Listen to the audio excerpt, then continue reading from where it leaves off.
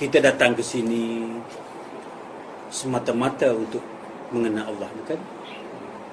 Kita tak ada tujuan lain. Hidup ini hanya untuk ingat kepada Allah. Hidup kita ini hanya satu tujuan, untuk ingat kepada Allah.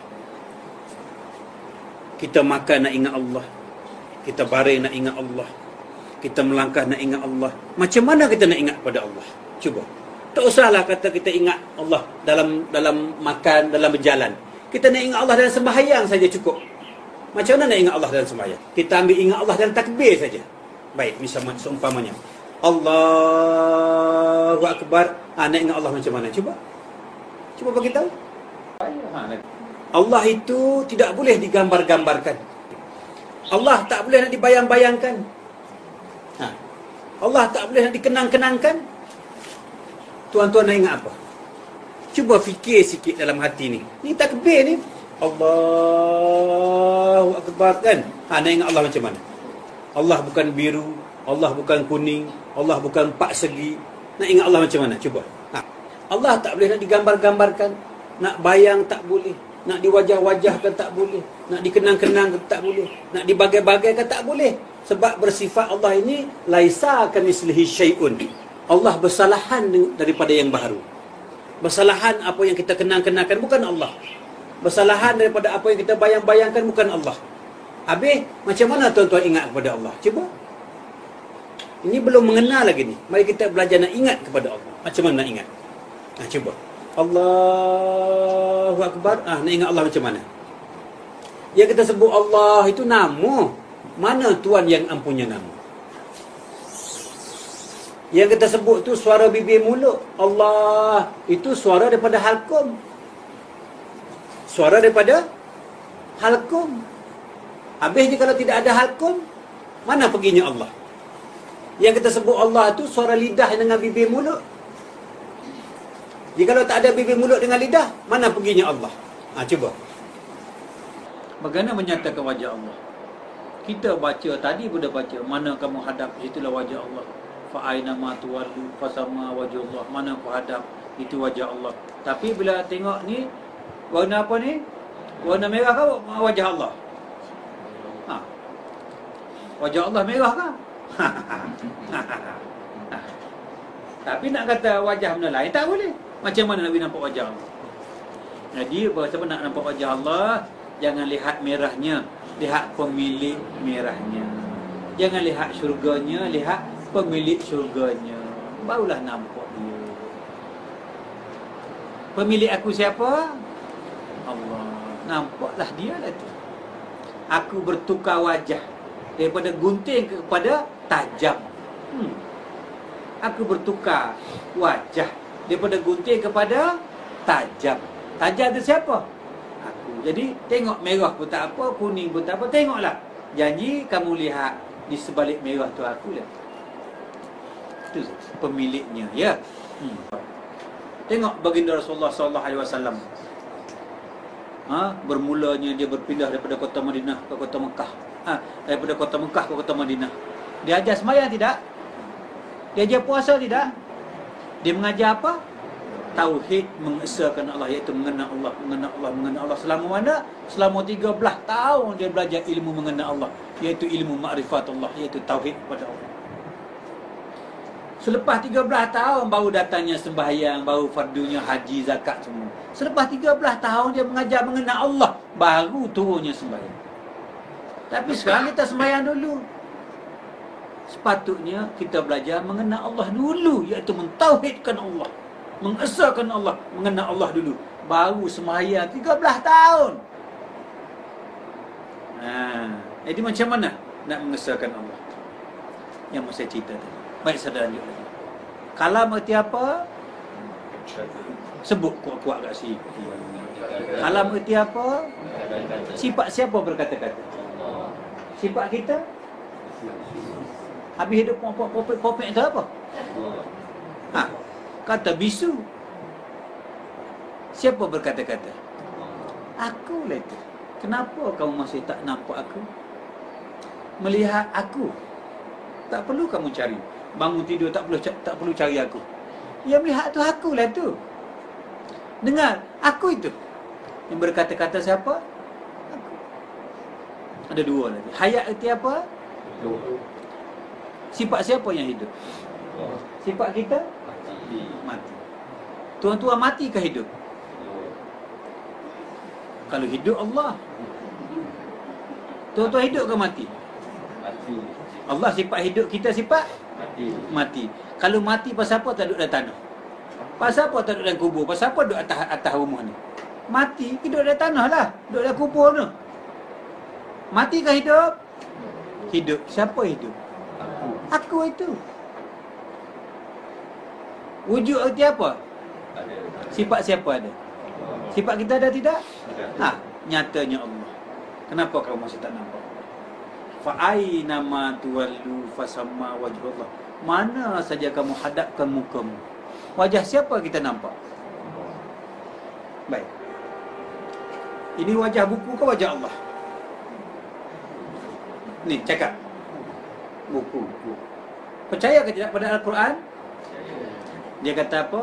Mana saja kamu hadapkan mukamu, nampak buku ke nampak wajah Allah? Tak berani cakap. Mana saja kamu hadapkan mukamu, nampak wajah kitab ke nampak wajah Allah? Wajah Allah. Ini wajah Allah ke kitab? Dah. Terbalik kita. Itu maka mengaji ni biar sampai kau kata mikraj penamat. Macam mana boleh katakan adanya Allah, adanya buku? Syirik kita kepada Allah SWT. Mendua ke sifat Allah. Dosa zina, dosa robo, dosa bunuh, dosa mencuri, aku boleh ampun. Tapi dosa syirik kepada Allah, tidak boleh ampun sama sekali dosa syirik kepada Allah. Allah ada, aku ada, syirik. Allah mendengar, aku mendengar, syirik. Allah berdiri, aku berdiri, syirik. Kita bersolat untuk menyatakan Allah, mengesahkan Allah. Dalam masa yang sama kita telah mensyirikkan Allah SWT. Kan saya beritahu dulu, dosa syirik ini seumpama semut hitam merayap di atas batu hitam di malam gelap gulita. Dosa syirik yang teramatlah halusnya sehingga kita tak perasan. Ingat, kita sembahyang nak mentauhid, mencari pahala, dalam masa yang sama kita buat syirik kepada Allah. Tengok, kita tak sedar dosa syirik seumpama semut hitam merayap di atas batu hitam di malam gelap gulita. Jika aku ingat diri aku, mana aku ada, Allah ada, dan dua wujud syirik. Aku ada, Allah ada, syirik. Syirik ini adalah dosa besar yang tidak boleh diampun Allah. Dosa lain Allah boleh ampun, tapi Allah tak boleh ampun dosa syirik. Dosa syirik ini, sahabat-sahabat, tuan-tuan, muslimin-muslimah yang dirahmati, teramatlah halusnya, teramatlah kecilnya, sampai kita terlepas pandang. Syirik ini seumpama semut hitam berjalan di atas batu hitam di malam gelap gulita. Dosa syirik ini umpama semut hitam berjalan di atas batu hitam di malam gelap gulita. Terlalu halusnya sampai kita tak boleh terperasan, kita boleh terlepas pandang. Seumpamanya, baik, aku bersembahyang. Aku bersembahyang. Sudah syirik. Mana mungkin kita boleh berdiri jika Allah tidak bagi berdiri? Boleh tak kita berdiri? Kalau Allah tak bagi kaki, mana mungkin kita boleh berdiri? Boleh tak berdiri kalau tak ada kaki? Siapa yang berdiri? Kita sudah tidak. Kalau kita, aku yang berdiri, syirik. Aku ada kuasa, aku ada kudrat, aku ada kaki, aku ada akal fikiran, aku ada kemauan, aku ada akal, aku ada ikhtiar untuk berdiri. Syirik. Itu kecil. Itu maka sembahyang kita sebut sahaja aku apa? Sahaja aku sembah. Betul itu. Sebab apa sebut sahaja? Sebab kita saja-saja aja aku. Dia betul-betul buat siapa? Baik. Semua orang depan saya ini, semua dah belajar ilmu makrifat. Kebanyakannya. Dah berbelah-belah guru dah ni semua belajar. Betul tidak? Yang datang ini bukan calang-calang orang depan saya ni. Tetapi, biarpun setinggi mana kita belajar ilmu makrifat, Kalau tak boleh ingat kepada Allah, itu bukan ilmu makrifat. Dengar pesanan saya. Kalau tak boleh ingat kepada Allah, itu bukan ilmu makrifat. Ilmu makrifat itu, makrifatullah artinya apa? Mengenal Allah. Kenal, mesti wajib kita ingat. Ya, jadi sekarang ni mari kita imbas kembali ya. Ni para-para guru depan saya ni, mari kita, kalau sejuk kita panaskan balik. Ya. Kita panaskan balik apa yang kita sejuk ya. Baik, kita belajar semula. Lagi terang, lagi kita suluh pada hari ini ya. Baik. Macam mana ingat pada Allah? Cuba bayang. Nak ingat macam mana kepada Allah? Apa yang kita bayang-bayangkan bukan Allah. Apa yang kita gambar-gambarkan bukan Allah. Habis nak ingat macam mana kepada Allah? Anda kita, macam mana caranya nak ingat kepada Allah? Cuba, tak usah malu. Seumpamanya, contoh. Salah tak apa, sebab kita belajar. Dan kejadian ada contohnya. Itu kejadian, bukan Allah. Allah tidak bersifat, tidak berhuruf, tak bersuara. Yang kita ingat tu kejadiannya. Mana Allahnya? Terima kasih. Biarpun dia tahu, tapi dia jawab. Ya. Sila anda. Macam mana selama ni ingat kepada Allah? Salah tak apa? Nah. Saya tak pernah ingat kepada Allah. Baik, betul terang macam tu. Tetapi jawapan dia penuh hikmah. Lepas ni saya cerita apa jawapan dia. Dia kata dia tak pernah ingat kepada Allah. Betul itu. Ya? Baik. Sahabat kita kata rasa. Macam mana rasanya? Rasanya ingat pada Allah itu kelat ke? Rasanya ingat pada Allah itu manis ke? Macam mana rasanya? Betul jawapan itu. Tapi rasanya macam mana? Kalau rasa, itu makhluk lagi. Masih merasakan.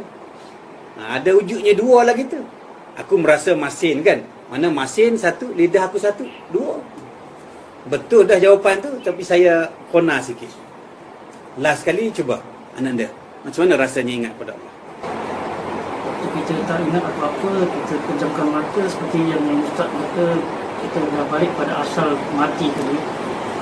Waktu dalam solat ni dalam solat sajalah saya bawa ni. Apabila kita ambil takbir, kita tak ingat terus blank. Tak ingat apa-apa. Balik pada yang tak boleh rasakan di sini saya pun. Tak boleh umpamakan satu kerana. Jadi tak boleh umpamakan, ibaratnya kosong lah.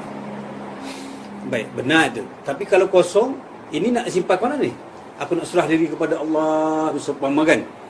Terus serah tangan. Tangan masih tersangkut. Nak serah macam mana? Nak serah diri. Allah tak nak diri kita. Kalau Allah tu nak pada ibadah kita, bermakna Allah tu miskin. Berkehendak lagi kepada makhluk. Kalau Allah nak tangan awak, kaki awak, bermakna Allah ini miskin. Mengambil faedah di atas makhluk. Nak serah kepada Allah tangan, Allah tak nak tangan kita. Tangan dia dah banyak dah. Nak serah kaki kepada Allah, kaki Allah lagi hebat daripada kaki kita. Nak serah apa? Nak serah apa? Nak serah ibadat. Aku tak nak ibadat kamu. Kerajaan aku sudah kaya. Kalau kamu tak sembahyang pun, tak kurang kerajaan aku. Kalau kamu sembahyang pun, tak lebih kerajaan aku. Kamu nak serah sembahyang kamu kepada aku ya? Kamu nak tunjukkan kamu tu ibadah berdiri 2 jam. Nak tunjuk alim. Kamu tahu tak? Yang kaki mendirikan itu aku itu. Seumpama kita nak tunjuk alim lah ya. 2 jam berdiri sembahyang. Alimnya. Nak tunjuk kepada Allah. Allah kata apa? Kamu tak payah tunjuk alim di atas berdiri. Kenapa? Yang bagi kamu berdiri itu siapa? Engkau ke aku? Engkau nak tunjuk ke aku ya? Kau berdiri. Aku yang beri kau berdiri itu. Kita tunjuk kepada Allah ni kita alim, kita sujud 2 jam. Sujud 2 jam seumpamanya. Nak tunjuk alim. Tak payah kau tunjuk sujud. Nak menunjuk alim kepada aku dengan sujud. Yang beri sujud itu aku yang beri kau sujud. Apa yang kena bagi pada aku apa? Cuba. Nak tunjuk alim ya? Sembahyang 10 rakaat. Orang sembahyang Zuhur 4 rakaat. Dia sembahyang 10 rakaat kononnya. Nak tunjuk alim. Yang bagi 10 rakaat tu akulah. Bukan di atas usaha kamu. Bukan di atas kudrat kamu 10 rakaat itu. Aku yang bagi kamu berdiri sembahyang 10 rakaat. Mana? Apa kena bagi pada Allah? Cuba. Nak tunjuk sembahyang sangat. Nak tunjuk alim sangat. dia sampai ke tahap rasa itu, artinya dia sampai ke tahap Allah. Dengan saya tak cerita rasa itu apa. Jadi benar bila kata dia sampai ke tahap rasa, dia sampai ke tahap Allah. Ya, itu rasa. Dan atas dah kita tak ada rasa dah. Ya, dia sampai ke tak ada rasa. Itulah baru sebenar-benar rasa. Dia sampai tak mengenal diri, barulah sebenar-benar mengenal diri. Ya. Banyak dia tak apa. Tadi dah sikit dah berat. Dah pertanyaan berat, nak jawab berat. Hanya semua soalan berat-berat. Jadi saya terpaksa bagi berat. Dah jadi macam dah apa? Saya tengok masih dah blur.